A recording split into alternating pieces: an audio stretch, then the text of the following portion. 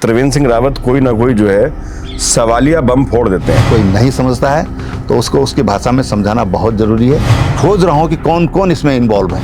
हम कभी कोई जातिवाद कोई छुआछूत हम लोग नहीं करते हैं। शेर कभी कुत्तों का शिकार नहीं करता। जिसका शिकार था उसका शिकार तो मैं कर चुका हूँ। अभी हाल ही में संसद चल रही थी और उत्तराखंड को लेकर खनन का एक बहुत बड़ा मुद्दा हरिद्वार के सांसद त्रिवेंद्र सिंह रावत ने उठाया। त्रिवेंद्र सिंह रावत खुद प्रदेश के मुख्यमंत्री भी रहे हैं, लिहाजा ये मुद्दा संसद में उठना एक बड़े बवाल की तरफ भी इशारा कर रहा था कि आखिर शासन प्रशासन में चल क्या रहा है। इसी मुद्दे को लेकर त्रिवेंद्र सिंह रावत ही हमारे साथ मौजूद हैं। सर, बहुत बहुत स्वागत है आपका। धन्यवाद। क्या मामला है सर? लोग कहते हैं कि आप कहीं ना कहीं एक ऐसा झटका दे देते हैं जिससे थोड़ा परेशानी सी उत्पन्न हो जाती है शासन प्रशासन में। नहीं भाई, देखिए ऐसा है कि चाहे विधानसभा हो या लोकसभा हो, वहाँ की एक संचालन की नियमावली है। सभी सांसद सभी प्रतिनिधि नियमों से बंधे हुए होते हैं और उनकी नियमों के तहत उनको वहाँ पर अपने सवाल उठाने की भी छूट होती है, अपने सजेशन की भी छूट होती है और सरकार का ध्यान आकर्षित करने का भी अधिकार होता है। लेकिन ये सब कुछ नियमों के तहत होता है और उन नियमों के तहत ही मैंने उत्तराखंड में खनन को लेकर के और उसका जो व्यापक प्रभाव है या दुष्प्रभाव है उसको लेकर के सदन का ध्यान आकर्षित करने का काम किया। पहली चीज तो बड़ी स्पष्ट ये समझ लेना चाहिए कि मैंने खनन का विरोध नहीं किया है। मैं खनन का विरोधी नहीं हूं। तो फिर सवाल उठाने की वैध अवैध? हाँ, वैध अवैध वैज्ञानिक तरीके से खनन होना चाहिए। हमारा एक सिस्टम है, इकोसिस्टम है। उस इकोसिस्टम को हम नुकसान ना पहुंचाएं या बहुत मजबूरी है तो एक मामूली तौर पर अगर कुछ हम उसको वैसे नेगलेक्ट नहीं करना चाहिए, लेकिन मना करते हैं, लेकिन हम उसका ध्यान ही ना रखें, उसको मैंने कहा ये अवैज्ञानिक है, ये अवैधानिक है। और इसलिए अवैज्ञानिक और अवैधानिक इसका विरोध है और उसका विरोध था, है और भविष्य में भी रहेगा। आपने कुछ सवाल उठाए कुछ एक्सीडेंट्स को लेकर, कुछ लोगों ने अपनी जान गंवाई, फिर हरिद्वार का एक वीडियो सामने आया एक ट्रैक्टर को लेकर है। तो क्या ये उसी का नतीजा है कि आपको ये सवाल सदन में उठाना पड़ा? नहीं, देखिए ये तो भी ताजी घटना है, लेकिन उससे पहले भी अनेक घटनाएं यहाँ पर हुई। देहरादून में आपने इससे पहले भी सदन में ये वाला मुद्दा उठाया। देहरादून में अभी डोईवाला के पास हुआ, इससे पहले एक पौधा रोड पे हुआ था, सहसपुर में हुआ था और हरिद्वार में तो अनेक ऐसी घटनाएं हुई हैं जिसमें कई लोगों ने अपनी जान गंवाई है। और इसलिए जो हमारा चुगान के खनन के तो यहाँ परमिशन ही नहीं है, इसको हम चुगान बोलते हैं टेक्निकली। चुगान का नियम यह है कि सूर्योदय से सूर्यास्त तक आप कर सकते हैं, आप सूर्यास्त के बाद चुगान नहीं कर सकते हैं। और इसलिए मैंने कहा कि भाई उस पर ध्यान रखा जाना चाहिए। और मैंने ये भी कहा कि सरकार इस पर प्रतिबद्ध है, लेकिन फिर भी जो खनन माफिया है, जिनको बोलचाल में खनन माफिया बोलते हैं, वो अपने काम को अंजाम दे रहे हैं। और इसलिए जो भी है, मैं ये भी जानता हूँ कि राज्य को राजस्व की भी ज़रूरत है। मैं ये भी जानता हूँ कि निर्माण कार्य के लिए सब बहुत ज़रूरी है, लोगों को सस्ता मिले, ये भी सरकार का प्रयास रहता है। और इसलिए नियमों के दायरे में होना चाहिए, कायदे से होना चाहिए। ऐसा नहीं कि तो मुर्गी ही खा जाओ। अरे भाई, अंडा खाओ, मुर्गी मत खाओ। अंडा खाओ तो मुर्गी भी सेफ रहेगी, आगे भी आपको अंडा मिलता रहेगा। सरकार का ये कहना है कि राजस्व खनन से बढ़ा है, घटा नहीं। निश्चित रूप से बढ़ा है। मेरी उसके लिए सरकार को मेरी ओर से बहुत बधाई भी है, बहुत अच्छी बात है, वो बढ़ना चाहिए, इसमें मुझे कहाँ आपत्ति है। इसमें तो मुझे खुशी है कि मेरे राज्य का राजस्व बढ़ा है। 21-22 में जब मैं था तो तब लगभग 500 कुछ था, 700 करोड़। 500-700 करोड़ कुछ था। अब 1000 करोड़ हो गया तो अच्छी बात है, कोई बुरी बात नहीं है, इसमें मुझे कोई भी दिक्कत नहीं है। ये भी माना जाता है कि पुष्कर सिंह धामी जो मुख्यमंत्री हैं, जब भी उनसे गाए बगाए कभी बात होती है तो वो कहते हैं जितने भी पूर्व में मुख्यमंत्री हैं वो मेरे बड़े भाइयों की तरह हैं और उनसे मैं अक्सर राय लेता रहता हूं और उसी के बिना पर मैं आगे भी चलता हूं। ऐसा होता है कि राय ली जाती है क्या? नहीं, मैंने इस तरह का वक्तव्य कोई सुना नहीं है, लेकिन ऐसा नहीं है कि नहीं लेते, मैंने नहीं सुना वक्तव्य, इसका मतलब ये नहीं कि राय नहीं लेते, ऐसा नहीं है, लेकिन कभी आवश्यकता पड़ती तो लेते होंगे। कुछ वरिष्ठ पत्रकार हैं, आपके आलोचक भी हैं, जी। उनका ये कहना है कि त्रिवेंद्र सिंह रावत थोड़े अक्खड़ हैं, ठकुराई है, काम ठीक करते हैं लेकिन गुस्सैल बहुत हैं। ऐसा है क्या? ऐसा है कि ये तो आपके आलोचक आपकी तारीफ में कसीदे पढ़ रहे हैं। मेरे क्षेत्र के जो लोग हैं, मेरे साथ जो कार्यकर्ता काम करते हैं, अगर वो इस बात को बोलते हैं तो बहुत जायज़ है, मुझे स्वीकार करने में कोई दिक्कत नहीं है। लेकिन मैं ये मानता हूँ कि कोई अगर गलत करता है तो उसके लिए गुस्सा भी ज़रूर है, सठे साठ्यम समाचरित, वो भी बहुत ज़रूरी है। अगर कोई नहीं समझता है तो उसको उसकी भाषा में समझाना बहुत ज़रूरी है। और कुछ लोग अगर ऐसे हैं और वो ऐसा आरोप लगाते हैं मेरे ऊपर तो बहुत अच्छी बात है, मुझे कोई दिक्कत नहीं है ऐसे आरोप सुनने में और सहने में, कि अगर कोई गलत करता है तो उसके साथ तो बर्ताव उस तरह का होना ही चाहिए। इसी गुस्से में एक कहावत आपके मुंह से निकली, मैं उस कहावत का इस्तेमाल नहीं करना चाहता हूं, लेकिन क्या है मामला हुआ एक्चुअली? देखिए, वो कोई गुस्सा नहीं था, ठीक है। मुझे एक सिंपल सा सवाल पूछा गया कि साहब ये एक अधिकारी ने ऐसे बोला, मैंने कहा भाई मैंने नहीं सुना किसी अधिकारी ने ये बात कही है, और ना मुझे किसी अधिकारी के बारे में कुछ बोलना है, कुछ नहीं बोलना मैंने किसी अधिकारी के बारे में। अधिकारी से क्या बोलना मैंने, वो एक सरकारी कर्मचारी है, एक अधिकारी है, ये कह सकते हैं हम लोग, उसको क्या बोलना है। मेरा तो मेरी जो परेशानी है, मेरी जो चिंता है वो पर्यावरण को लेकर के है, इकोसिस्टम को लेकर के है कि वो डिस्टर्ब नहीं होना चाहिए कम से कम। दूसरी बात कि जो ओवरलोडिंग है उसको लेकर मेरा सवाल था। तीसरी बात जो मोटर व्हीकल एक्ट है उसका अनुपालन को लेकर के था। देखो, हमारा पहाड़ बहुत सेंसिटिव है, हमारे यहाँ बहुत तीखी ढाल है और बहुत खड़ी चढ़ाई भी है। उस पर जब लोडेड व्हीकल चलते हैं, जब ओवरलोडेड चलते हैं, तो उससे दुर्घटना की संभावनाएं बहुत अधिक बढ़ जाती हैं। उधर मैंने ध्यान खींचने की बात कही, और किसी व्यक्ति से कोई मतलब नहीं है, किसी व्यक्ति को इस रूप में इसको लेना भी नहीं चाहिए, क्योंकि तो मैं कभी भी मेरी कभी भी किसी से कोई व्यक्तिगत लड़ाई नहीं है। मेरी लड़ाई या तो विचारों की है या फिर सिद्धांतों की है। और इसलिए मैं कभी भी, कोई भी अधिकारी, मेरे साथ 4 साल अधिकारियों ने काम किया, लगभग पिछले 23 साल से मैं विधानसभा में हूँ, किसी न किसी रूप में अधिकारियों से काम लेता हूँ, और उससे 10 साल पहले भी जा सकते हैं। कोई अधिकारी बताए तो सही, कभी किसी के साथ कोई ऐसी बात हुई है, कभी किसी के साथ कोई, मैं तो हमेशा सबको, और मैं ये भी मानता हूँ मेरा सबने बहुत आदर किया, और मैंने भी सबको अपनी तरफ से अधिकतम प्रेम देने की कोशिश की, प्यार से काम लेने की कोशिश करी।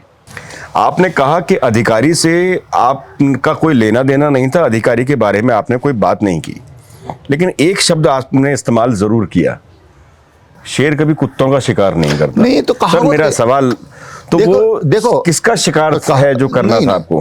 अब वो जिसका शिकार था उसका शिकार तो मैं कर चुका हूँ। जब मेरे हाथ में पावर थी तो उसका शिकार मैं कर चुका हूँ, ठीक है ना। लेकिन ऐसे शिकारियों से, ऐसे शिकार से, ये शिकारी लोगों को अवेयर करना चाहता है कि अलर्ट रहो, जागते रहो, तुम भी कभी शिकार हो जाओगे उसके। अभी कुछ और शिकार बाकी हैं या नहीं है? नहीं, देखिए, ये समाज है, इसमें सब तरह के लोग हैं, ठीक है ना।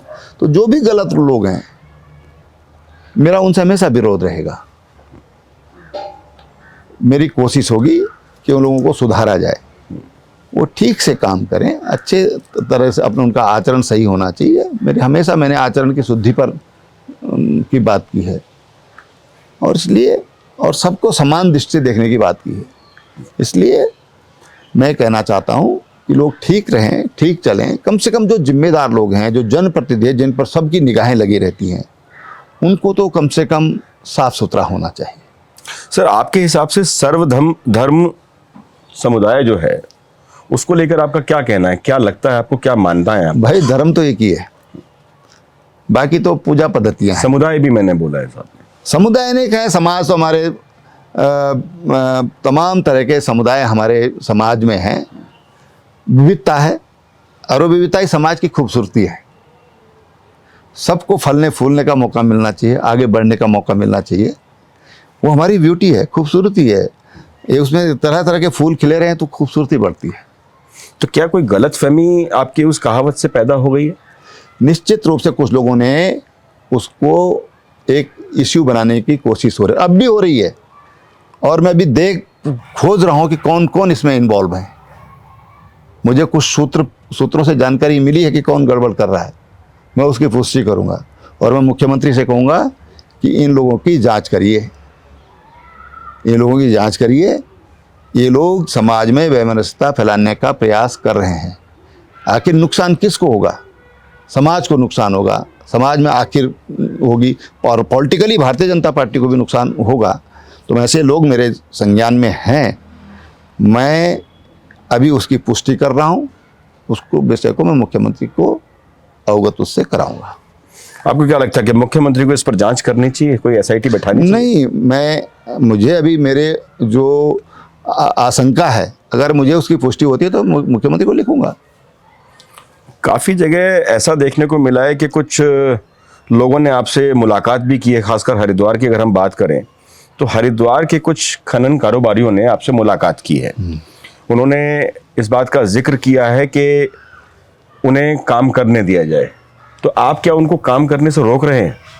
नहीं, देखो, वो खनन वाले नहीं थे, वो स्टोन क्रशर वाले थे। जी, ठीक है ना। दो इश्यू हैं, अवैध खनन है और वैध खनन है, और तीसरा ये कि जो उसको प्रोसेस करते हैं, यानी कि जो स्टोन क्रशर्स जो चलाते हैं, ये स्टोन क्रशर वाले लोग थे। मैंने कहा आपसे के बारे में तो मैंने कुछ बोला ही नहीं है। आपसे संबंधित तो मेरा कोई सदन में भी कोई सवाल नहीं है और अभी मेरे दिमाग में कोई सवाल नहीं है। आपका कोई विषय ही नहीं है। लेकिन मुझे लगता है कि उन लोगों ने को नियोजित तरीके से भेजा गया। उसमें प्रशासन के भी कुछ लोग हो सकते हैं। खनन का करोड़ों रुपए का कारोबार है जिसके पीछे आप हाथ धोकर पड़े हुए हैं। लगता नहीं कि आपको खतरा हो सकता है? देखो भाई, खतरों से तो हमने हमेशा खतरों से ऊपर हमने खेलना सीखा है, चलना सीखा है। जिस दिन जो होगा देख लेगा, परमात्मा देखेगा, गंगा माँ देखेगी, जो होगा सो देखा जाएगा। लेकिन मेरी आवाज़ को कोई रोक नहीं सकता है। एक सवाल और है, मैं हमेशा आपसे इस सवाल का जिक्र करता हूं, आज दोबारा करूंगा। नशे को लेकर बहुत सारी भ्रांतियां हैं, उसमें बहुत सारे लोग आपको भी लेते हैं और अलग अलग चीज़ों का। आपका नशे के बारे में क्या मानना है? देखो, मेरा नशे के बारे में बड़ा स्पष्ट सोच है कि नशे का उपयोग नहीं होना चाहिए, व्यक्तिगत रूप से भी नहीं होना चाहिए। और कई बार चुनाव के समय इसका बहुतायत में इस्तेमाल होता है, शादी ब्याहों में होता है। जिस बच्चे का जन्म होता है उसके नामकरण तक में मैंने शराब परोसते हुए देखा लोगों को। जिस बच्चे का अभी वो अपने माँ बाप को भी नहीं पहचानता और वो माँ बाप उस मासूम बच्चे को उसके जन्म उस पर उसके नामकरण में शराब परोस रहे हैं, कितना दुर्भाग्यपूर्ण है ये। हम उस बच्चे को, जिसको उसका ज्ञान ही नहीं है, कुछ भाष ही नहीं है, उस बच्चे के बर्थडे पर हम इस तरह के काम करते हैं। और इसलिए मेरा साफ रहता है कि कोई दारू नहीं बटेगी, नहीं बटेगी तो नहीं बटेगी। मेरा घर है ये, इस घर की चार दीवारी के अंदर दारू लेकर कोई नहीं आ सकता। आपने देखो कभी किसी को आपने बीड़ी सिगरेट पीते हुए नहीं देखा होगा मेरे ऑफिस में, कभी बाहर किसी को बीड़ी सिगरेट पीते हुए नहीं देखा होगा।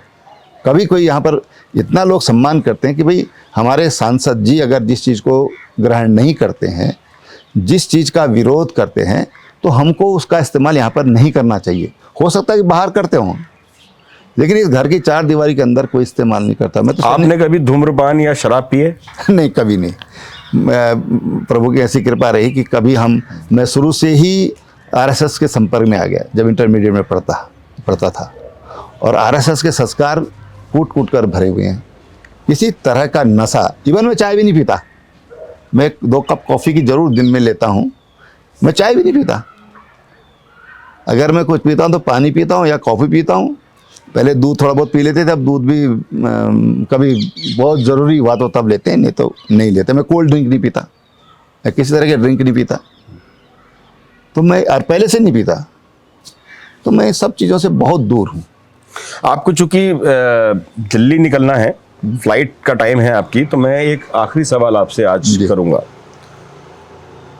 एक समुदाय में और एक जाति विशेष में एक गलतफहमी, जैसा आपने अभी क्लियर भी किया, गलतफहमी पैदा हुई कि आपने उनको लेकर कोई आपत्तिजनक शब्दों का इस्तेमाल किया, तो क्या उनके लिए कोई संदेश आप देना चाहेंगे? देखिए, जो हमारी सोच है वो है हिंदू सहोदरा सर्वे, न हिंदू पतितो भवेत, मम दीक्षा हिंदू रक्षा, मम मंत्र समानता।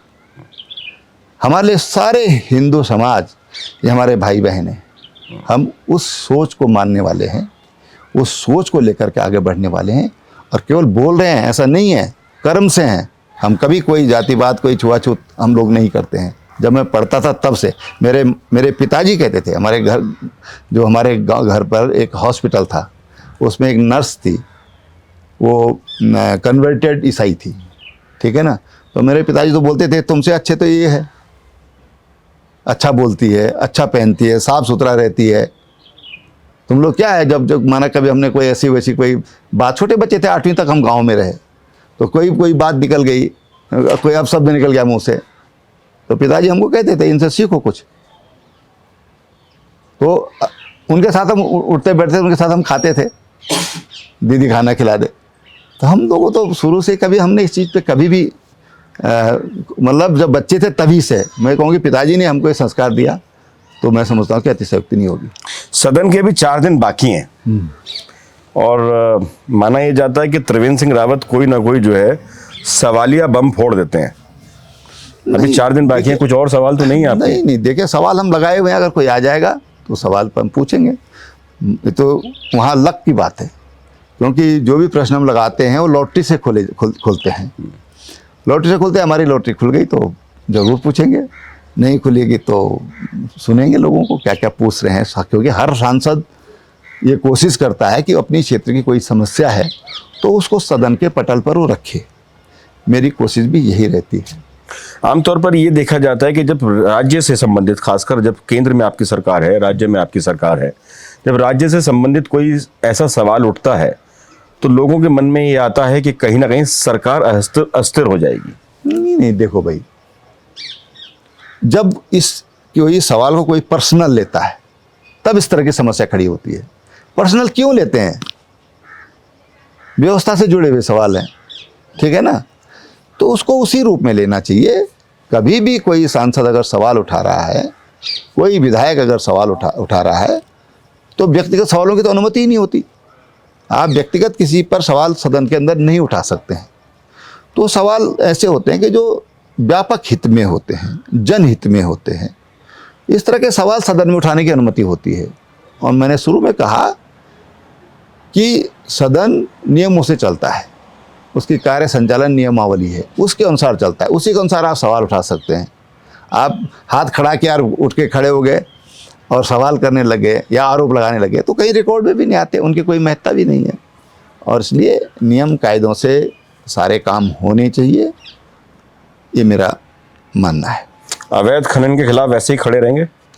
नहीं, देखिए, मैंने पहले भी कहा, खनन नहीं, कोई भी अवैध कार्य है, मैंने हमेशा उसकी खिलाफत की है, डटकर विरोध किया है, और जो सही बात है मैंने हमेशा समर्थन किया है, हमेशा समर्थन करता रहूँगा।